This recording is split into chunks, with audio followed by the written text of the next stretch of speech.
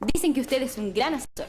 Cuénteme. ¿Qué le parece la primera universidad chilena en acreditar su calidad en Estados Unidos? Un tremendo programa de intercambio y becas para buenos puntajes, como el mío. ¿Y su mamá qué opina? Ella confía en mi asesor. Y nosotros en ti, hija. Las decisiones de futuro las conversamos juntos. Universidad Mayor. Todo para lograrlo.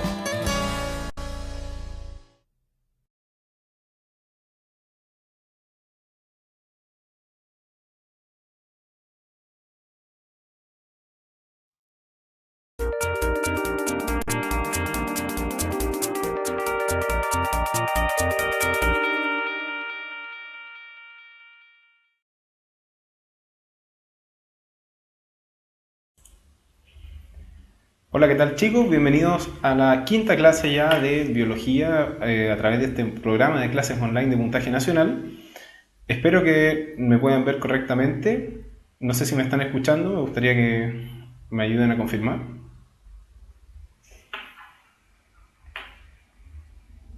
Hola, hola. Ya. Perfecto. Bueno, como se pudieron haber dado cuenta, empezamos esta clase un poquito más tarde y la vamos a terminar un poquito más temprano, puesto que esta materia quiero que la tratemos de entender con un poco más conversada más que clase, puesto que es un tema súper importante, es un tema que está muy en boga hoy en día y tenemos que tratar de aplicarlo dentro de nuestro estilo de vida para poder lograr ser personas sanas y saludables. ¿Cómo lo vamos a tratar de hablar hoy? Cuyo tema es nutrición, dietética y salud nutricional. La próxima clase, que es la sexta clase, vamos a ver sistema cardiovascular. Para esa clase les recomiendo desde ya que vayan estudiando la guía y si pueden algún otro libro, puesto que vamos a hacer una clase bien completa y puede llegar a ser un poco pesada. Así que vamos a comenzar haciendo la clásica pregunta ya sobre qué lugares nos están viendo. Me gustaría mandar saludos, así que leo atentamente.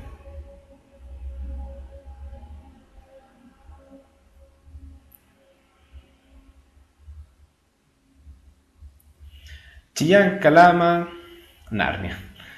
Santiago Centro, Pudahuel, La Serena, Quilpué, escriben muy rápido, Temuco, Conce, Penco. Bueno, muchos saludos a todos, me enorgullece mucho que estemos todos conectados, así que tratemos de hacer esta clase lo más amena posible. Así que empecemos desde ya. Los temas que vamos a hablar hoy van a ser básicamente el concepto de dieta. Se malentiende cada vez que uno habla de dieta, e incluso uno a veces ocupa el término dieta incorrectamente, que lo vamos a profundizar. Vamos a hablar acerca de lo que significan los alimentos y, por supuesto, de lo que es la nutrición. Vamos a hablar de los nutrientes, vamos a introducir este concepto que es la tasa metabólica basal. Vamos a hablar del IMC o el índice de masa corporal. Y finalmente vamos a hablar de enfermedades nutricionales. Sí, vamos a ver vitaminas y vamos a ver una serie de cosas que se analizan en este tópico. Entonces, ¿qué es una dieta?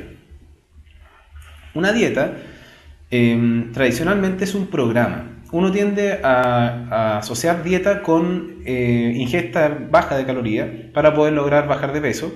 Sin embargo, eso no es dieta y nosotros tendemos a mal llamar los alimentos dietéticos, puesto que una dieta es un programa.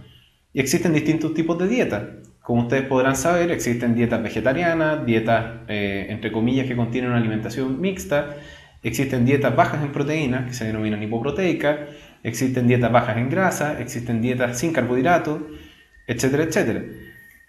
Por lo tanto, lo que es importante acá, y por eso les pongo todo este tipo de fotografía, es que la dieta se adecúa dependiendo del tipo de costumbres y de sociedades donde nosotros podamos vivir.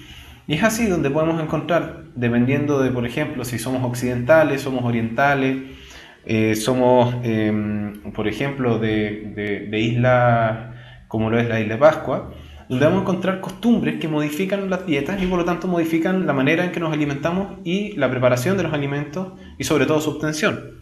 Por eso aquí yo les pongo el ejemplo de una imagen de una dieta occidental típica. Acá tenemos los famosos tacos de México. Acá tenemos preparaciones más de índole oriental. Y por supuesto que hoy en día está muy de moda, que vamos a hablar un poco de eso también. Vamos a hablar acerca del vegetarianismo y vamos a hablar también acerca de qué significa, si es bueno o malo, y qué cosas deberían hacer las personas que son vegetarianas para que tengan una salud correcta.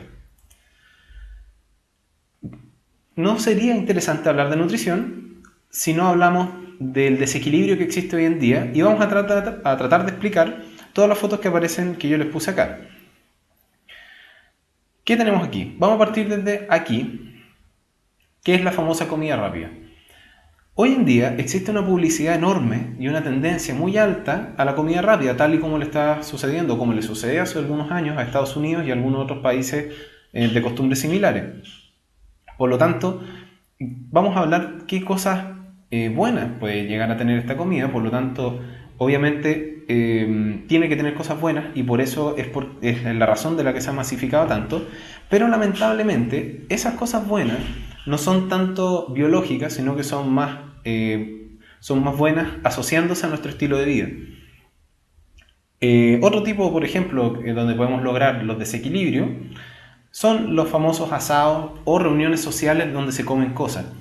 Es un clásico que la gente, los amigos, los familiares se juntan, hacen un asado y todos comen más de la cuenta. Recién venimos del 18. Y eso también es un desequilibrio en la dieta, puesto que estamos ingiriendo una mayor cantidad de energía de la que nosotros necesitamos. ¿Por qué, como ustedes se están preguntando, hay una Barbie acá? La gracia de esto representa la tendencia que se está colocando, sobre todo en las adolescentes, de tratar de parecer lo más bella posible hacia lo que es la delgadez extrema. Este es un problema, puesto que se generan, además de trastornos, como lo vamos a ver después, se generan una serie de dietas validadas por no sé quién, que en una hay que comer no sé cuánto quesillo al día, que en una hay que tomar pura agua, que en otro no hay que comer, en fin, hay una serie de programas, sin ser peyorativo, que no están validados científicamente y pueden poner en riesgo la salud. Por lo tanto, muchas veces se emplean estereotipos, y sobre todo, por ejemplo, el estereotipo de la belleza, que son modelos muy delgadas, que no siempre son nutricionalmente saludables, y las personas sin una asesoría médica correcta o nutricional correcta tienden a tratar de hacer lo imposible por alcanzar esa silueta. Y eso también es un punto. Ahora, ¿por qué puse esta zanahoria asesina? La gracia es que esto también es un punto. Esta imagen representa dos cosas. Una, que las vegetales son saludables y no hay que comer tantos pasteles ni chocolate, pero lo puse por otra cosa. Lo puse porque hoy en día el vegetarianismo ha adquirido una fuerza muy grande, pero son pocos los vegetarianos que se asesoran de una manera correcta y siguen una dieta vegetariana correcta y obtienen todos sus nutrientes de elementos que no son carne. Por eso vamos a hablar un poco más de ello. Esta fotografía es un clásico que describe la rutina de todos nosotros, tanto de ustedes como la mía y la de muchas personas en este país. Esto representa que estamos siempre corriendo.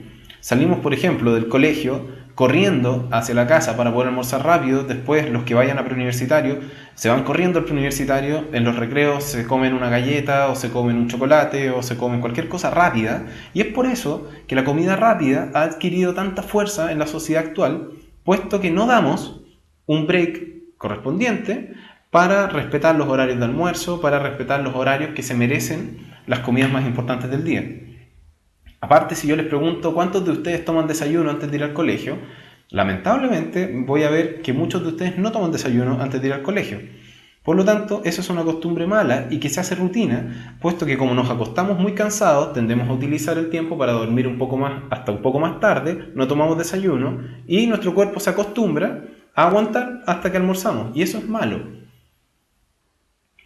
Y, por supuesto, no podíamos dejar de poner a nuestro amigo Homero, El sedentarismo también es una conducta que desequilibra totalmente, puesto que está comprobado que el ejercicio es un protector cardiovascular, un protector para el aparato locomotor, y además es un factor que ayuda a todo lo que son los factores metabólicos del organismo, ya vamos a ver qué significa eso, y evita que subamos de peso, y también evita que se vayan depositando moléculas que a la larga pueden interferir en lo que es la función vascular, como vamos a ver posteriormente.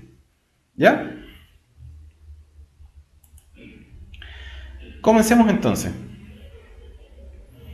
Para hablar de nutrición, y esto lo vamos a pasar más o menos rápido porque no es tan difícil, no podemos hablar de nutrición si no hablamos de lo que es una pirámide alimenticia. La gracia de la pirámide alimenticia es que es un diagrama que representa la importancia de los nutrientes en base a la cantidad que nosotros deberíamos consumir al día. Les voy a explicar. La base de la pirámide, o el nivel 1, representa los alimentos energéticos. Los alimentos energéticos son todos aquellos, como vamos a ver más adelante, que nos brindan cantidades de glucosa para poder funcionar y para que nuestro cerebro y otros órganos puedan funcionar de manera óptima. Por lo tanto, se recomienda consumir de 3 a 10 porciones.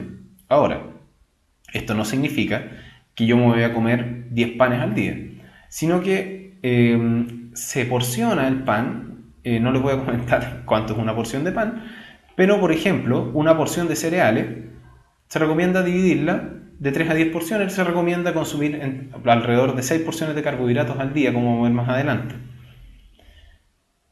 Más arriba, si se fijan, en los niveles medios, voy a encontrar al principio los alimentos que se denominan alimentos reguladores.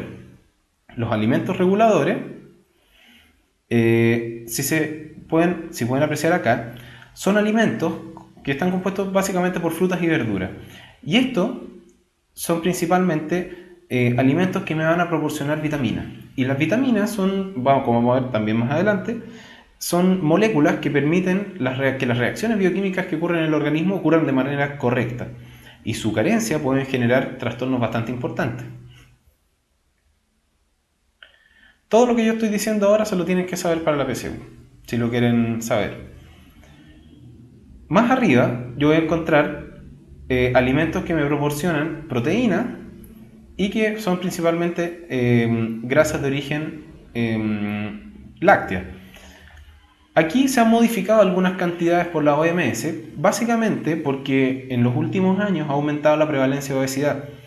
Por lo tanto, los alimentos que pueden llegar a tener cierto número de calorías que pudiese tratar de aumentar un poco esta prevalencia se han disminuido un poco, pero para efectos de la PSU hay que utilizar este tipo de números.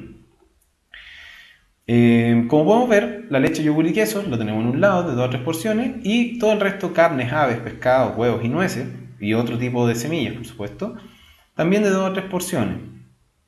Si subimos, tenemos que consumir poca cantidad de aceites y grasas, y finalmente en la punta de la pirámide alimenticia están los azúcares refinados, los dulces, el azúcar como tal, y las frituras. Por lo tanto, ¿qué es lo que se infiere de esta pirámide? Es que hay que consumir más alimentos de los que están hacia las bases, y hay que consumir pocos alimentos de los que están hacia la punta. Ahora, en la otra parte de esta diapositiva viene hacia lo que es la etiqueta nutricional. A veces es un poco de perogrullo tratar de decir, oye, todos los alimentos en Chile tienen que estar rotulados para ser vendidos. Pero nadie lo lee. Y lo único que se fija en la mayoría de las personas es en cuántas calorías me entrega. Chuta, ¿sabes que esto? Mira, me entrega 50 calorías por porción, así que en realidad no engorda, me lo voy a comer.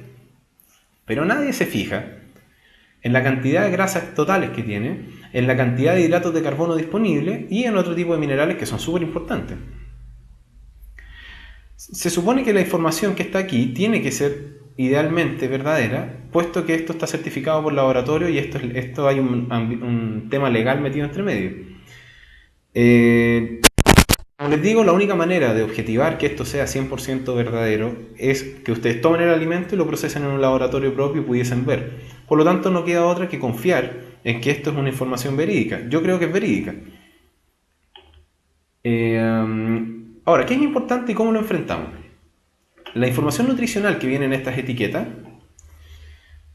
se divide en una zona que me indica a cuánto equivale la porción del alimento que yo estoy estudiando y cuántas porciones vienen en el envase. Si se fijan, esta es una etiqueta de una de estas aguas saborizadas, en la cual me dice que la porción es un vaso de 250 ml y vienen 6 porciones por envase. El desglose que viene abajo va a venir cada 100 ml y por porción. La energía es las calorías que me va a aportar en total, en forma de kilocalorías. Como yo ya les dije, como esto se trata de agua, al fin de cuentas, agua saborizada, me va a aportar muy pocas calorías. Sin embargo, no voy a tener proteínas ni grasa ni hidratos de carbono disponibles. ¿Por qué? Porque las aguas en general no deberían tener ni proteínas ni grasa. Y si tuvieran azúcar, tendrían hidratos de carbono disponibles. Ya vamos a hablar qué significa eso. Como son aguas minerales, tienen alto nivel de calcio.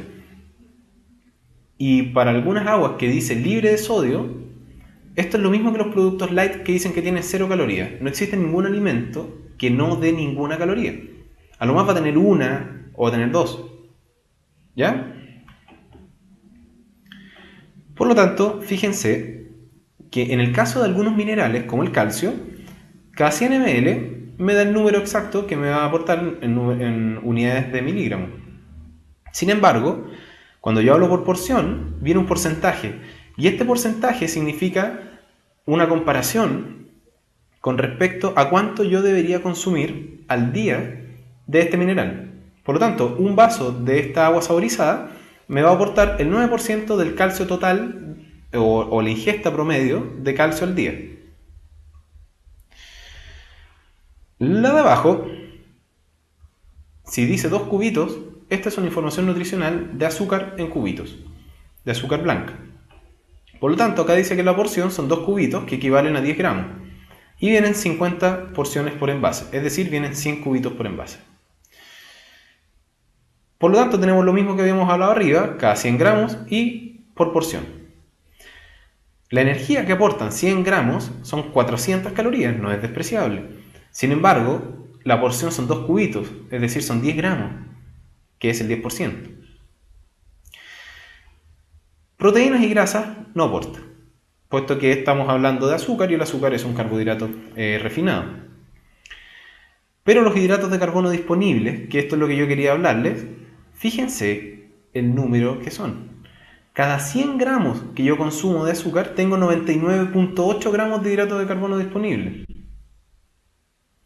¿Qué significa eso? Significa que este azúcar este alimento está construido de tal manera que si yo me como un terrón de azúcar, voy a absorber o voy a tener una biodisponibilidad, es decir, la capacidad biológica que yo tengo de utilizar lo que me estoy comiendo, cercana al 100%, no es menor. Y la cantidad de sodio, si se fijan, esto es azúcar, pero igual tiene sodio, es menor a 1, menor o igual a 1 por 100 gramos, y es menor o igual a 0.1 porque es el 10% de lo que habíamos hablado anteriormente. ¿Entendieron eso?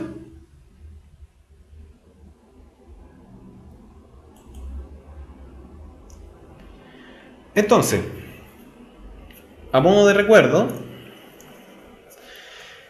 los alimentos son mezclas de distintos nutrientes que vienen en distintas formas. No es que cuando yo me como un trozo de carne, yo estoy comiendo exclusivamente proteínas, sino que tiene lípidos, tiene carbohidratos, pero en distintas proporciones y predominan otro tipo de nutrientes. A través del aparato digestivo, que vimos la clase pasada, voy a sacar esto para que puedan leerlo bien. Estos alimentos son transformados a biomoléculas que posteriormente son transformadas a nutrientes elementales, monosacáridos, ácidos grasos, aminoácidos, etc. Se absorben a través de todo lo que ya vimos en la clase anterior y luego se distribuye por el sistema cardiovascular para poder ser utilizado por todas las células del organismo. Por lo tanto, esta es la dinámica de la nutrición. Esto de los hidratos de carbono disponibles, para los que no entendieron, No es dañino comer fibra en exceso. Solamente va a tener algunos trastornos de la motilidad intestinal. Esto de los hidratos de carbono disponibles significa que si yo me como una cucharada de azúcar, probablemente puedo absorber el 99.8% de esa cucharada de azúcar. Y eso significa que mis células van a disponer del 99.8% de los monosacáridos que provean esa cantidad de azúcar. Eso significa.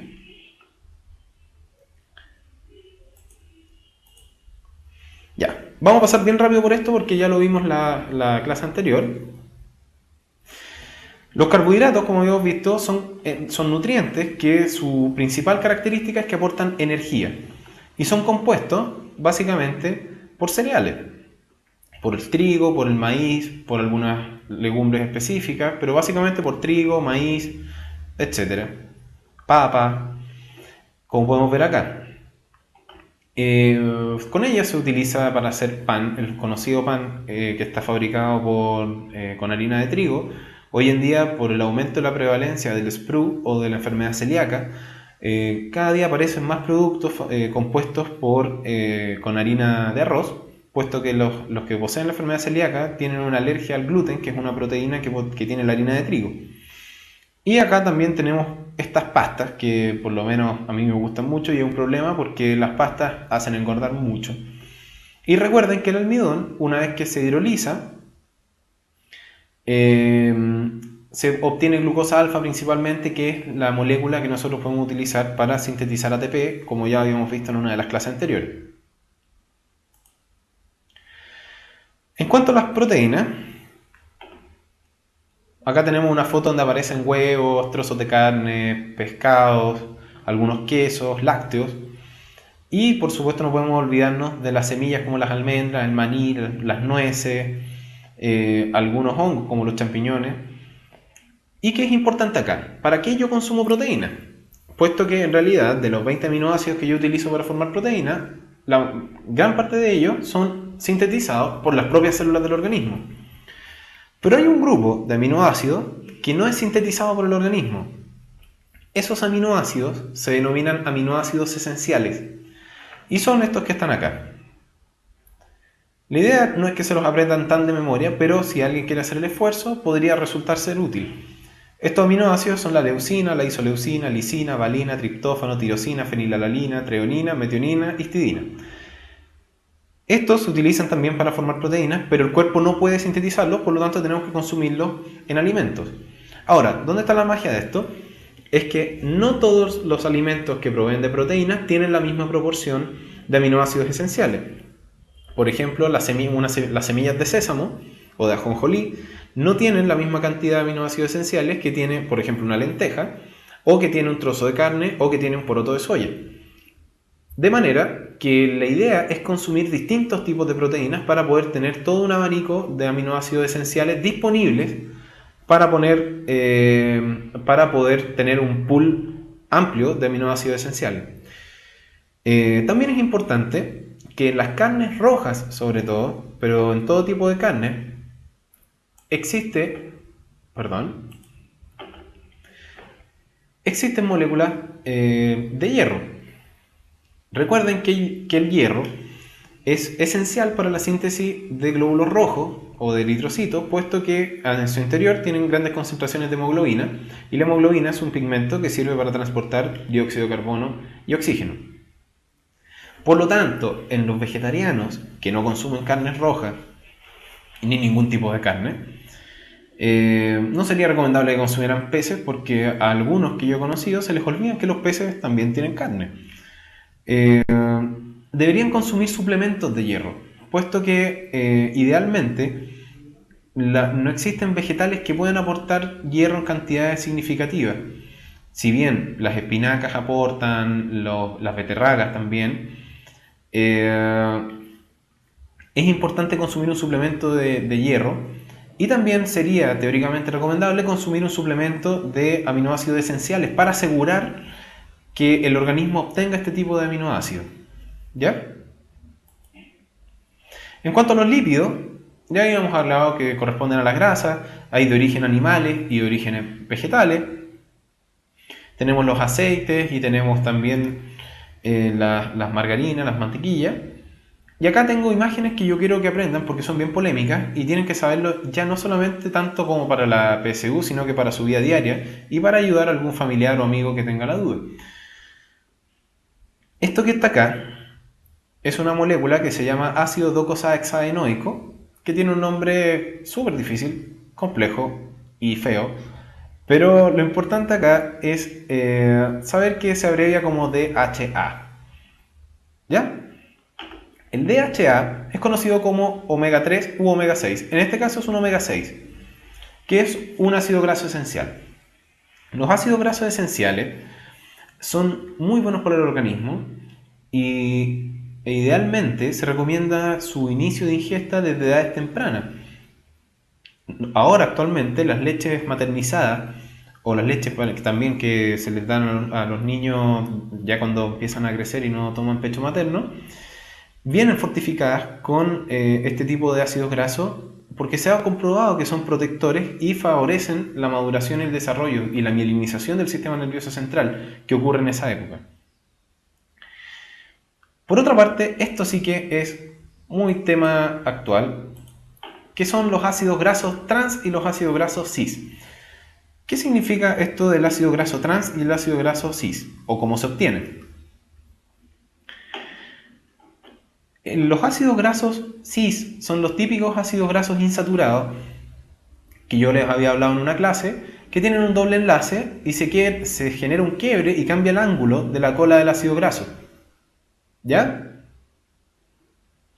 Sin embargo, existen procesos que se denominan hidrogenaciones, por ejemplo, para fabricar la margarina, que es de origen vegetal, no es como la mantequilla, que es de origen animal, se generan enlaces que cambian esta configuración que ustedes ven acá, que es una configuración cis. Esto les puede recordar a química, de hecho es química, en química orgánica sobre todo, y pueden ver que esta configuración va a cambiar a una configuración, como lo pueden ver acá, que es una configuración trans.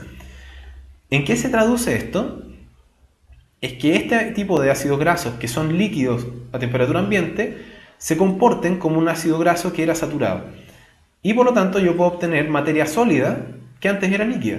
Y por eso, si yo hidrogeno un aceite vegetal, yo puedo obtener margarina que es sólida. Eso es importante. Y se ha comprobado que los ácidos grasos trans están asociados a un aumento de prevalencia de aterosclerosis y otras enfermedades relacionadas con los lípidos.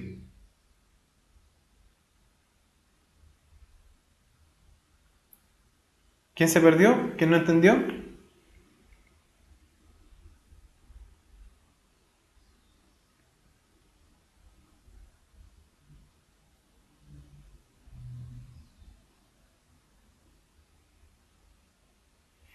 Ya, vamos a explicar de nuevo lo de los ácidos grasos porque me interesa que lo entiendan. A ver, lamentablemente para esto necesitan tener una base de química orgánica que entiendan lo que significa la configuración cis y la configuración trans. Como pueden ver, acá y acá, yo voy a encontrar grupos metilo.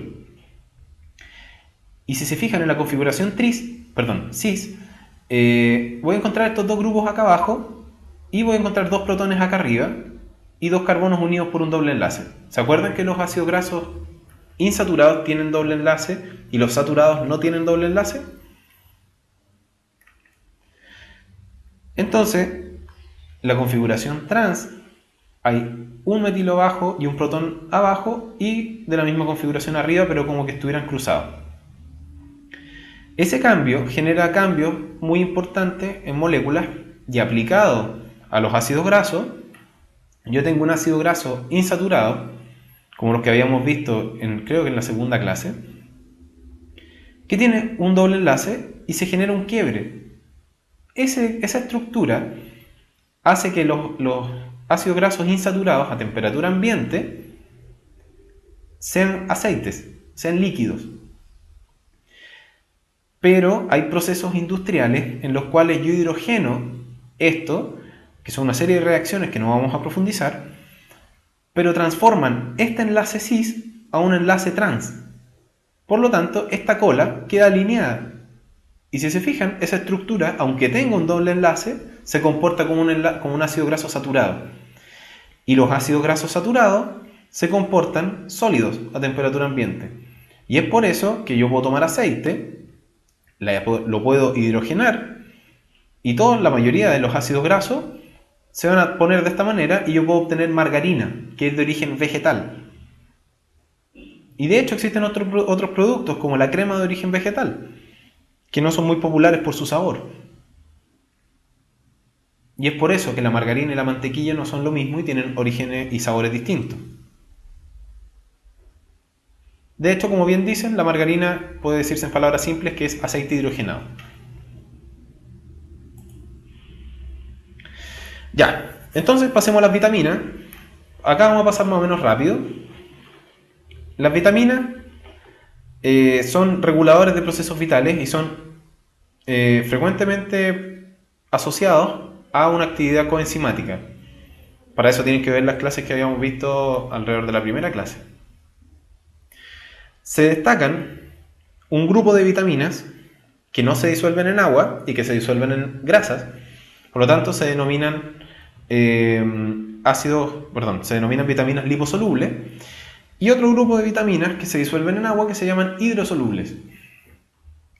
Como las hidrosolubles son muchas y no vale la pena que se memoricen la acción de cada una de las vitaminas que hay, al menos para la PSU, fíjense, hay 4 vitaminas liposolubles y todas estas que son hidrosolubles, y eso que acá no agregué muchas otras. Por lo tanto, apréndanse las vitaminas liposolubles, que son la vitamina A, la vitamina D, la vitamina K y la vitamina E. ¿Ok? La vitamina A principalmente participa con el tema de lo que es la síntesis de pigmentos que captan luz en condiciones bajas, llámese rodopsina. También la vitamina A se asocia con una molécula llamada retinol. La vitamina D es muy importante, como vamos a ver, puesto que participa activamente para absorber calcio y para lograr fijar el calcio de la sangre al hueso. La vitamina K es un importante factor que participa en la coagulación sanguínea, puesto que hay factores de coagulación, como vamos a ver en la próxima clase, que son dependientes de vitamina K. Y la vitamina E es un potente antioxidante. ¿Ya? De esta yo les destaco en un cuadradito rojo el ácido fólico, puesto que desde hace algunos años ya, bastantes años, 2000 y algo, a todas las harinas en Chile, por ley, se les agrega ácido fólico. ¿Cuál es la gracia del ácido fólico? Es que se comprobó a través de trabajos científicos que las mujeres embarazadas que consumen ácido fólico antes del embarazo y durante la primera parte del embarazo tienen una prevalencia de patologías asociadas a defectos en el cierre del tubo neural mucho menor. Defectos en el cierre del tubo neural, llámese mielomeningocele, meningocele, espina bífida, etc. Anencefalia y muchos otros, que los vamos a ver en la clase de desarrollo embrionario. Por eso tienen que aprender que el ácido fólico es importante con el tubo neural.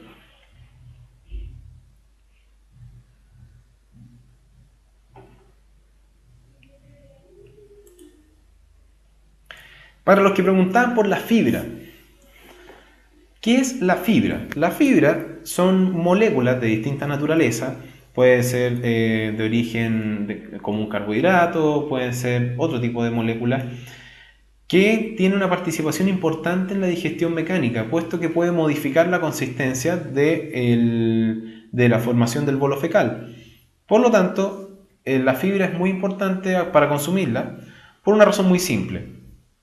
Mientras más tiempo esté el bolo fecal en el intestino, son noxas que van a afectar las paredes del intestino. Y recuerden que el intestino está hecho de células. Por lo tanto, un factor de riesgo para desarrollar cáncer de colon, entre otro tipo de enfermedades, es la retención del bolo fecal, es decir, el estreñimiento. ¿Cómo se puede evitar de alguna manera el estreñimiento? Consumiendo fibra. Existe, o podemos dividir para efectos prácticos, una fibra que es soluble. Básicamente lo que va a hacer esta fibra soluble, que lo podemos encontrar en la avena, la cebada, las nueces, las frutas como las manzanas y los cítricos, las frutillas, etc. atrae agua y hace que el bolo fecal, en vez de transformarse en una piedra, se transforme en algo mucho más pastoso y mucho más fácil de transportar por el intestino, por los movimientos peristálticos.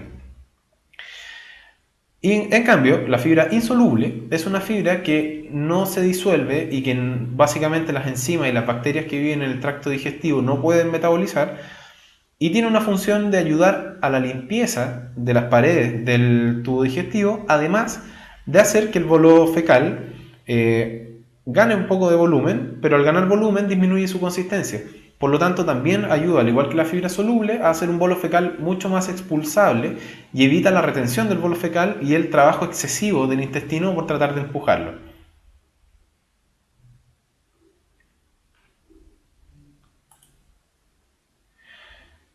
Ya.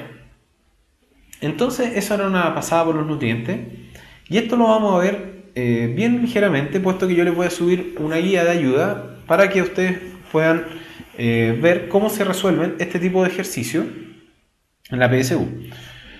La tasa metabólica es el gasto energético que yo necesito efectuar para mantener las funciones vitales.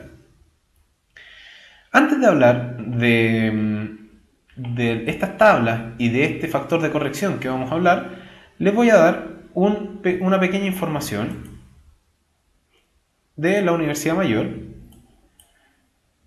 ¿Cuántos de aquí ya están inscritos en la PSU? Yo me imagino que ya están casi todos inscritos. Bueno, la Universidad Mayor te recuerda que el DENRE extendió el plazo de inscripciones desde hoy y solo hasta el viernes 4 de octubre. Para los que no se han inscrito, por favor, inscríbanse, porque esto es muy importante. Toma una decisión de futuro y postula a la Universidad Mayor.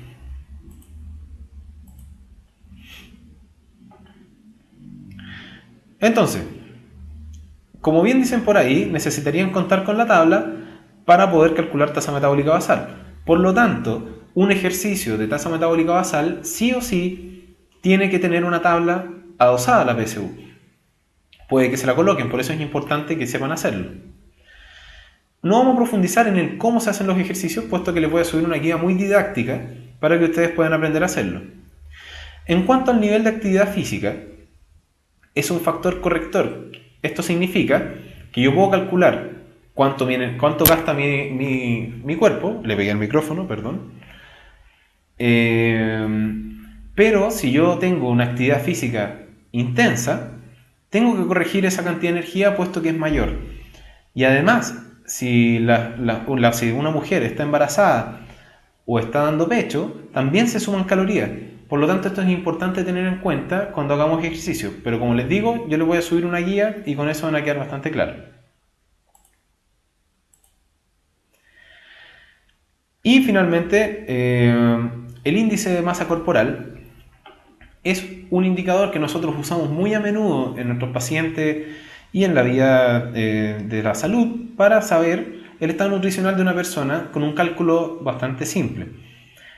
Este índice se mide en kilogramos con respecto a los metros cuadrados. Es decir, relaciona masa corporal con superficie. Y se calcula como la masa corporal o peso partido o dividido por la estatura en metros al cuadrado. Por darle un ejemplo, si hay una persona que pesa 60 kilogramos y mide 1,5 metros, el IMC de esa persona se calcula como los 60 kilogramos dividido 1,5 al cuadrado. Ese número que nos va a dar, ¿ya? Vamos a tener que compararlo en esta tabla. Y esta tabla es la tabla actualizada de interpretación del índice de masa corporal que está sacado de la Organización Mundial de la Salud. Esta fue extraída en febrero del 2012, ya habría que actualizarla para ver si hay algún cambio. Si se fijan, tenemos puntos de corte. Tenemos las personas que están en bajo peso, las personas que están en un rango normal y las personas que están obesas.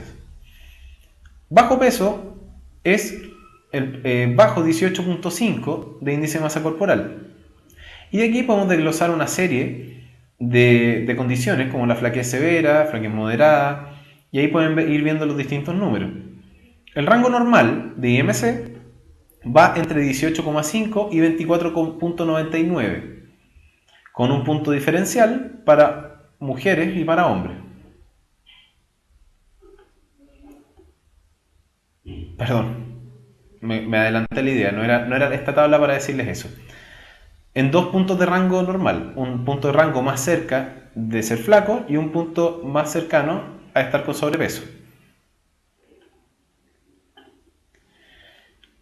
El sobrepeso es cuando se supera el rango normal, que es mayor a 25. Sí, tendría que ir adjunta a la PSU, puesto que es muy grande, pero ustedes tendrían que saber, a la larga, lo que yo me sé, que es bajo peso, rango normal y obeso. Si se fijan, existen condiciones de preobesidad, distintas clases de obesidad, y el obeso clase 3, que también es llamado mega obeso, es sobre 40. Y como van a ver en la guía que les voy a subir, que también voy a incorporar índice de masa corporal, van a ver que hay que tener mucha masa corporal para poder llegar a este nivel. Entonces, ya terminamos la primera parte.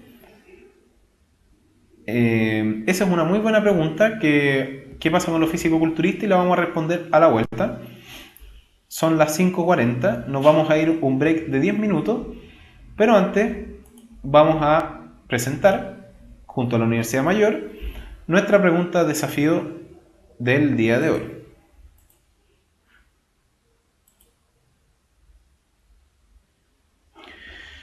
La pregunta dice así.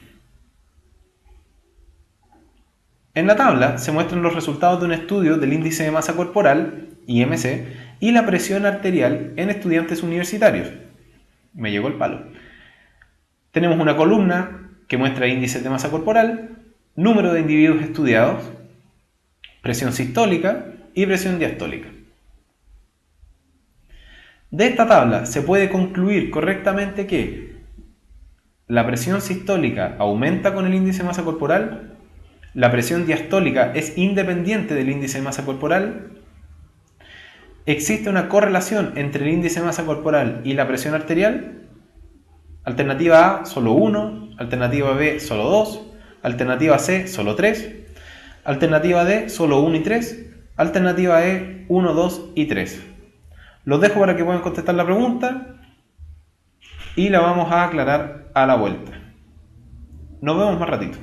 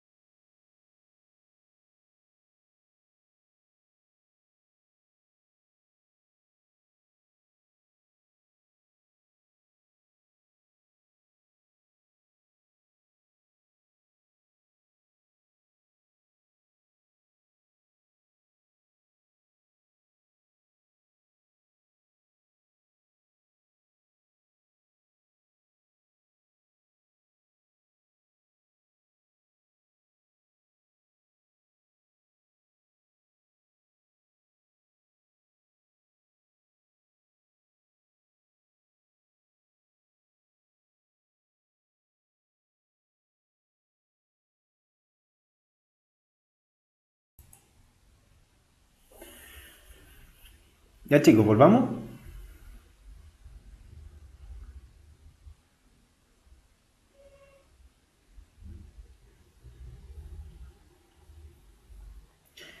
Ya, revisemos la pregunta entonces. Vamos a ajustarnos un poquito esto. Ya. Entonces, como bien estaban comentando, la idea de esta pregunta es que ustedes se centren exclusivamente en la tabla. ¿Ya? No necesitan saber estudios complementarios ni leer en otras partes, y cada vez que ustedes en la PSU vean un gráfico, una tabla, un mono y les digan qué se puede concluir de eso, es exclusivamente de eso, no asuman otras cosas. Entonces, nos preguntaban por estos enunciados. Estos son los rangos que yo les decía. Acá lo ponen como 20, pero pueden tomarlo como 19 o 18,5. Enflaquecido, normal, sobrepeso y obesidad. Fíjense que el IMC va desde más flaco a más grande, a más gordito. Y la presión sistólica, que es lo que y la diastólica, que son las que nos están preguntando, en los individuos con menor índice de masa corporal, la presión sistólica es pequeña y nos fijamos que va aumentando consecuentemente como va aumentando el índice de masa corporal. Por lo tanto, la presión sistólica aumenta con el índice de masa corporal, es correcta. La presión diastólica es independiente del IMC. Si fuera independiente, nosotros tendríamos números aleatorios acá que no se correlacionan con el índice de masa corporal. Pero al igual que la presión sistólica, nos fijamos que la presión diastólica aumenta a medida que va aumentando el índice de masa corporal. Por lo tanto, la presión diastólica es dependiente del índice de masa corporal. Por lo tanto, la 2 no es. Y la 3 dice, existe una correlación entre el IMC y la presión arterial, que son la variable de presión sistólica y la variable de presión diastólica. Esa ya sabemos que sí, por lo tanto, la respuesta correcta es la alternativa D. Solo 1 y 3. ¿Ya?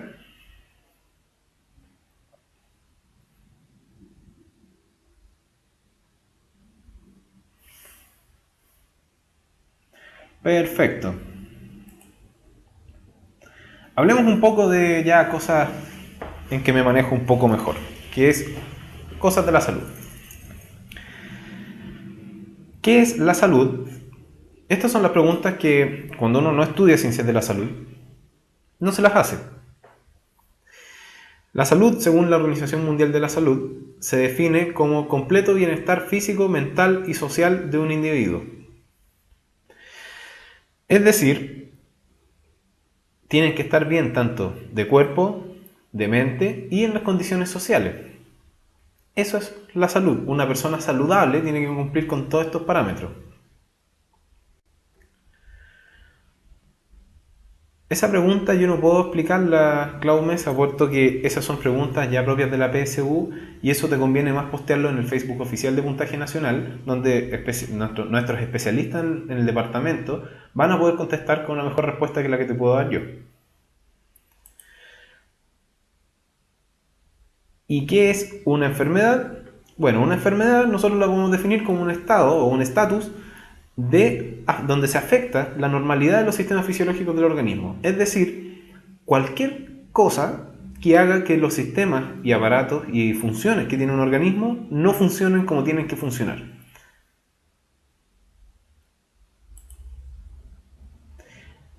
Y vamos a hablar...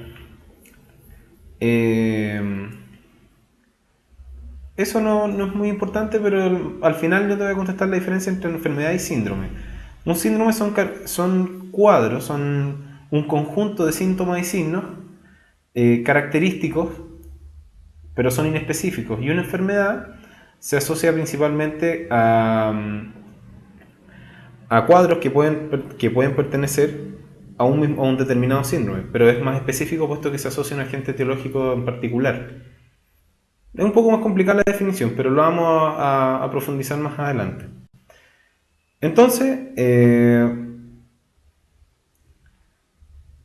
vamos a hablar de algunas enfermedades de importancia en la nutrición. Y vamos a partir hablando del raquitismo y del kwashiorkor. Estas dos enfermedades en Chile casi no se ven, o no se ven prácticamente. En una predomina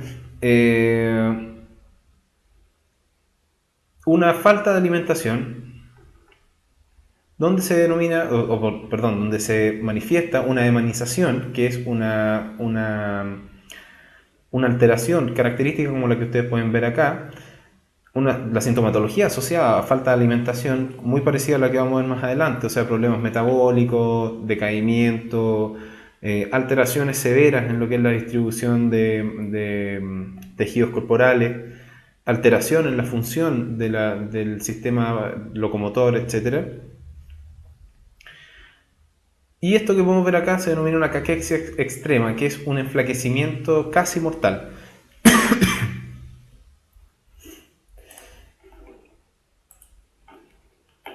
Y el kwashiorkor se caracteriza por una falta de aporte de proteínas, por lo tanto se caracteriza por dos cosas: hepatomegalia, que es un crecimiento muy grande del hígado, y a causa de la disminución de la síntesis de proteína, estas proteínas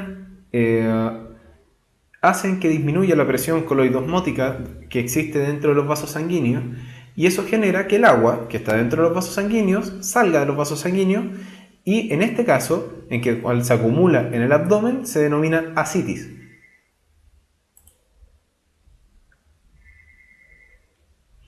Esto es materia común para los que se lo están preguntando. Sí, está sonando un teléfono, pero estos son las oficinas. Bueno, cuando hablamos de raquitismo, no sé, por la primera diapositiva, no sé por qué salía raquitismo, pero este es el raquitismo que yo quería hablarle. Fue un error de presentación que se lo voy a corregir cuando la suba. Exactamente como dicen por ahí, es falta de vitamina D. Y como pueden ver en esta radiografía, ¿qué les llama la atención de esta radiografía?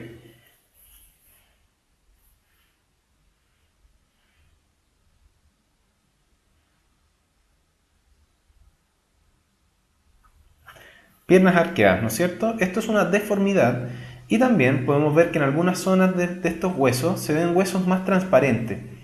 Por lo tanto, estas dos condiciones se denominan osteodisplasia, que es cuando el hueso crece de una forma anormal, en este caso arqueado, y osteodistrofia, que es cuando la matriz ósea no tiene una distribución normal. Y de hecho, si pudiéramos verlo más en detalle, estos son huesos que no tienen la resistencia que tendría que tener un hueso normal, por lo tanto tiende a fracturarse.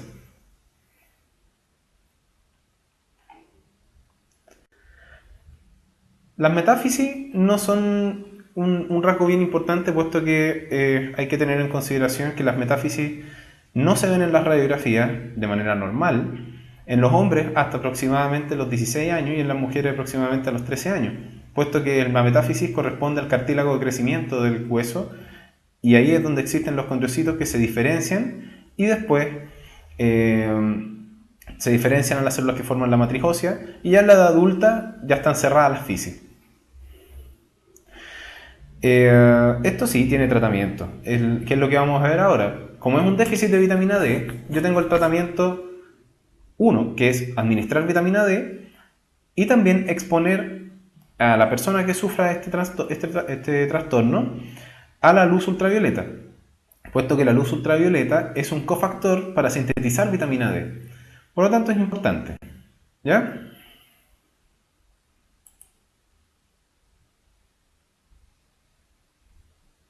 Ahora, ¿por qué estaremos viendo o hablando del colágeno? ¿Qué avitaminosis iremos a hablar?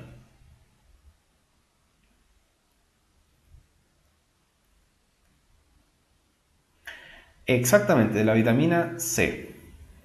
La vitamina C tiene muchas funciones muy importantes, y últimamente se han atribuido algunas bastante nuevas, como agente modulador del estrés oxidativo, como factor estimulante de la diferenciación de algunas células del sistema inmune, etc.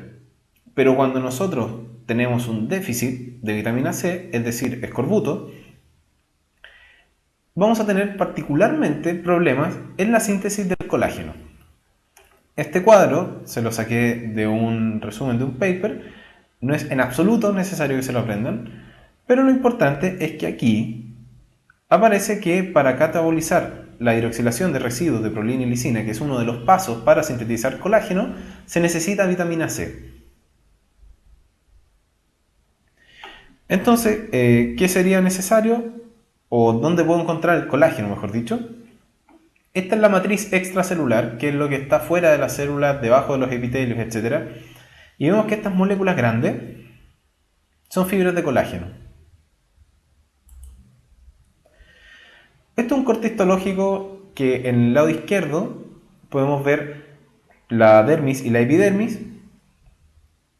Y acá podemos ver con una tinción especial, esta es una tinción que se llama tinción tricrómica de Mason, que acá se tienen las fibras de colágeno y es importante para que vean que existen las fibras de colágeno y que esto puede no estar y generar enfermedades como que se caracterizan por la formación de ampolla y otro tipo de lesiones que se solucionan dando cítricos.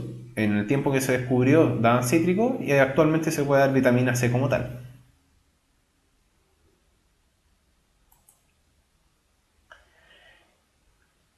La anorexia y la bulimia. Vamos a pasar bien rápido por esto porque son temas muy profundos y si no, no vamos a terminar nunca. Lo que ustedes tienen que saber para la PSU es que la anorexia y la bulimia son enfermedades que tienen cosas parecidas y que tienen formas y que tienen cosas diferentes. La anorexia, por una parte, es una enfermedad mental que puede ser tanto de origen central como adquirida por efectos sociales, pero también es importante diferenciar lo que significa anorexia. Nosotros tenemos un vocabulario en medicina en que anorexia significa falta de apetito. Por lo tanto, hay que diferenciar la falta de apetito, que uno puede tener anorexia puesto que, por ejemplo, cuando están enfermos del estómago, o este tipo de anorexia que es llamado anorexia nerviosa. Si se fijan, esta mujer, esta niña, que está en los huesos y se le aprecia toda la columna vertebral, las escápulas, los contornos del húmero, etc., se ve en el espejo y se encuentra mucho más rellenita de lo que en realidad se encuentra. Por lo tanto, tienden a no comer, y esto es una enfermedad muy grave, puesto que antiguamente había una alta mortalidad por esta enfermedad. Hoy en día existen terapias, psicoterapias, que son bastante efectivas en cuanto al control de esta enfermedad y la rehabilitación de esta enfermedad. Por otra parte, la bulimia se caracteriza por una compulsión, por querer comer mucho, pero después un sentido de culpa por haber comido y induciendo el vómito y eliminando lo que al final consumieron. La diferencia es que en uno no comen y en el otro comen pero se inducen vómito. Por lo tanto, es muy particular ver que en los bulímicos existan lesiones en el esófago, lesiones en la cavidad oral y lesiones sobre todo en los dientes. ¿Ya? Y este es importante. La obesidad se define como una sobreingesta innecesaria de alimentos.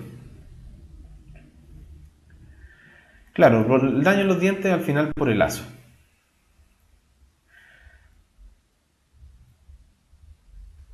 Todo lo que estamos hablando hasta ahora causa un acúmulo de tejido adiposo, dado que se consumen muchas calorías que el cuerpo no utiliza.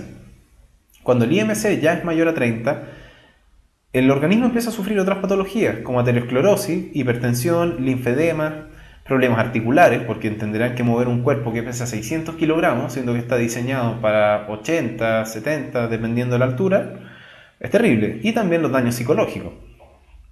Y esto que les pongo acá, no sé si lo han escuchado alguna vez, que es el síndrome metabólico.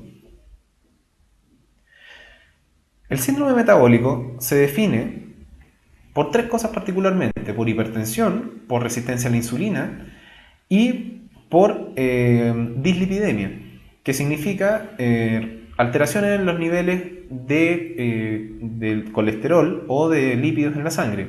Puede haber hipertrigliceridemia, que significa que los triglicéridos están muy altos. Puede estar muy bajo el colesterol las lipoproteínas de baja densidad, o HDL, que es el colesterol bueno.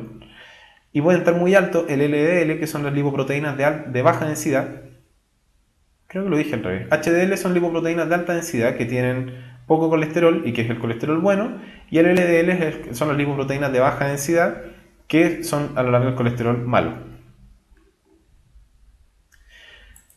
Para que ustedes vean y vean la situación en Chile,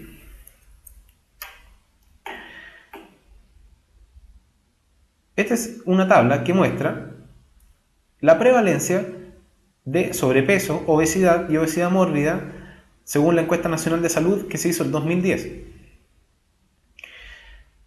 Aproximadamente el 45.3% de los hombres del país tienen sobrepeso, mientras que el 33.6% de las mujeres tiene sobrepeso. En cuanto a obesidad, el 30.7% de las mujeres es obesa, mientras que el 19.2% de los hombres. Y finalmente, en cuanto a obesidad mórbida, el 3.3% corresponde a mujeres y 1.26% a hombres.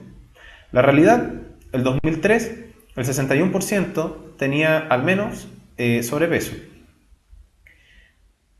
Miren la cantidad de personas. En cambio, 2010, que son 7 años después, tenemos un aumento del 6%. Por lo tanto, esto es una enfermedad que está aumentando su prevalencia. ¿Por qué está aumentando su prevalencia? Y esta es la última diapositiva. Es por la creación de un ambiente que se denomina obesogénico. Tenemos distintos aspectos: la dieta, educación e información, la familia y deportes y actividades recreacionales. Lo que yo les hablaba, el exceso de publicidad de comidas hipercalóricas, máquinas expendedoras en algunos colegios. En Chile esto no es aplicable, pero hay kioscos que venden snacks como papas fritas, ramitas, etc. Y está lleno de auspicios de comida rápida. En cuanto a educación e información, ¿cómo preparar alimentos sanos de una manera rica? Uno tiende a pensar, un alimento bajo en calorías es o sin sabor o malo y prefiero comerme algo más sabroso. Además, esto está ausente en la enseñanza escolar. Por lo tanto, los niños no conocen los alimentos sanos ni la manera de prepararlos que sean ricos. Los patrones culturales que ya habíamos hablado, la familia típica de gorditos, que uno ve que el papá es gordito, la mamá es gordita, la hermana mayor es gordita, el hermano mayor es gordito, por lo tanto el niñito va a ser gordito. Puesto que a las 11 se come cada uno 4 marraquetas con mantequilla, con huevo, cada uno se toma 2 tazas de café con leche entera, con azúcar. Por lo tanto, no hay una manera más, o hay familias que no son sanas por la cultura o por la forma de vida que tienen. Y los medios de comunicación, que los medios de comunicación actualmente, recién ahora, están viniendo a favorecer un poco promover la vida saludable y no tanto el tema de la comida chatarra. En cuanto a la familia, puede haber una predisposición genética, por ejemplo, la predisposición a tener resistencia a la insulina, a asimilar con mayor vividez los carbohidratos. Hay personas que se comen un pan y engordan, y hay otros que se comen 10 panes y no engordan. El sobrepeso de los padres, malos hábitos alimentarios, cultura sanitaria de los padres, o sea que los padres sepan que hay alimentos que hacen mal, que pueden dañar, etc. Y en cuanto a los deportes, bueno, la falta de actividades deportivas en la escuela. Muchas escuelas solamente hacen educación física o algún ramo de deporte, pero hay pocos que fomentan la cultura deportiva. Pocas zonas de esparcimiento, mucha computación y poca cultura acerca de los videojuegos y calles inseguras. Cualquiera de nosotros que ande en bicicleta, en Santiago por lo menos, uno sale a andar en bicicleta y entre que no te la roben, entre que no te atropelle una micro, entre que no te atropelle un camión, entre que no vayáis manejando en tu bicicleta y se te cruce una persona que cruzó en un lugar inadecuado, es un ambiente muy inhóspito. Por lo tanto, cuesta bastante. ¿Ya? Así que como está esta foto, en que tenemos un niño mirando una fuente con pasteles y al lado tiene una canasta de fruta, tratemos de fomentar a nuestros seres queridos y a nuestra familia y a nuestros amigos una dieta, una forma de vida saludable, en donde se inculque el ejercicio, el deporte, dejar los hábitos como fumar y beber alcohol, y una serie de otros noxas que lo único que van a hacer es combinar que la expectativa de vida del ser humano se extendió versus la calidad de esa vida que se extendió. Puesto que si estamos llenos de enfermedades, no va a valer mucho la pena en que la expectativa de vida se haya extendido. Veo el chat, a ver qué me están preguntando.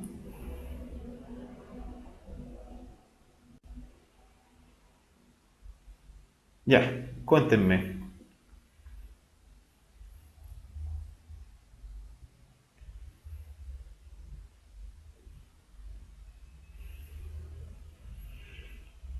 ¿Qué influye? Bueno, influye tu metabolismo basal. Hay personas que comen y no engordan, puesto que tienen un metabolismo bastante alto.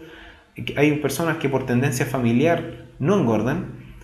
Hay personas que por raza, por ejemplo, la raza oriental, tienden a ser delgados y cuesta harto que se pasen al otro lado.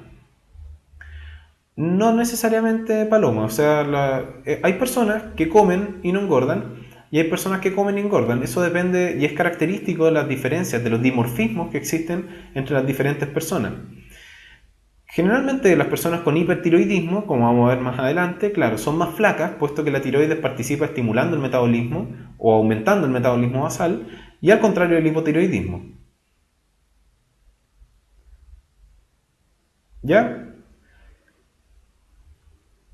Por lo tanto, yo creo que lo vamos a dejar hasta ahí. El tema de los alimentos transgénicos, una de las clases más adelante donde veamos enfermedades, puedo comentar un poco más para traerles artículos que sean más interesantes y un poco más serios, etc. Como pregunta, esta es una pregunta interesante, que preguntan si en la anorexia se presenta la amenorrea. En términos muy básicos, amenorrea es la falta de la menstruación. Y sí, es normal que en las anoréxicas hayan trastornos al ciclo menstrual, pero no vamos a profundizar mucho en eso, pero es posible que esté presente. ¿Ya? Así que les doy las gracias. Esa fue la clase de nutrición dietética y salud nutricional. Como les prometí, les voy a subir la guía dentro de esta semana de los ejercicios que les comenté. Espero que les haya quedado claro. Es una clase más especial, puesto que me quise enfocar como que fuese más una conversación. Así que, bueno, les agradezco nuevamente. Para los que están preguntando, el metabolismo basal se calcula, no es que se tome. ¿Y el metabolismo puede cambiar? Sí, cambia con la edad. Cambia con la edad, con los factores hormonales y con otro tipo de cosas. ¿Ya? Así que nos vemos la próxima clase. La próxima clase va a ser de sistema cardiovascular, así que estudien. Y ya les voy a subir un poquito de materiales para que sepan de qué van a ser las próximas clases. ¿Ya? Cuídense mucho, descansen. Y ahora viene la clase de matemáticas, así que van a tener un recreo un poquito más largo de lo normal. Que esté muy bien. Chao, chao.